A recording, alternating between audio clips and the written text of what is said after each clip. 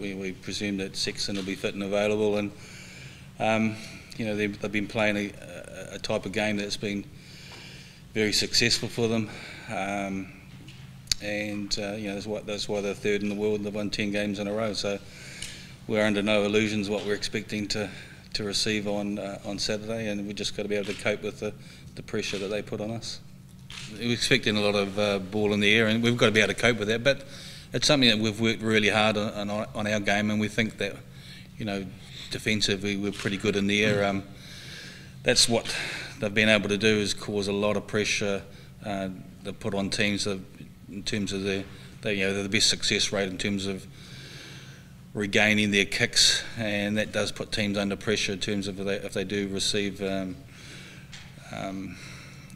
kicks. And you saw what happened with England in that second half. There was a number of turnovers and a few knock-ons by England, and they're exceptionally good in the air. So we've got to be able to cope with those tactics, and we've been working pretty hard on it. Discipline's going to be important, so not giving them an opportunity to be able to kick to touch, to use their driven line out, and hopefully not exposing ourselves to them putting the ball in the air. So tactically I think we know what's coming, and we just got to be able to cope with that pressure that's put on us.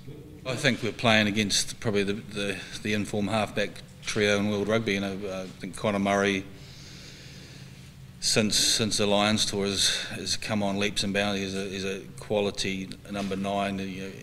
He's a running threat. His delivery and of the ball to his forward to his backs is exceptional. So he's a real threat. And I suppose if I look back on him being involved with him with the Lions, he improved. He's probably one of the most improved players on that Lions tour. And if he had a fourth test, he would have been pushing for a start, and in a final, if we had had an extra test. So, and I think the combination with Murray and Sexton is outstanding. I think that it's a combination where they both sort of feed off each other in terms of what they bring to the game, the differences to the game, and it's an exceptional halfback combination. That it's a huge challenge for Reece Webb and Dan Bigg.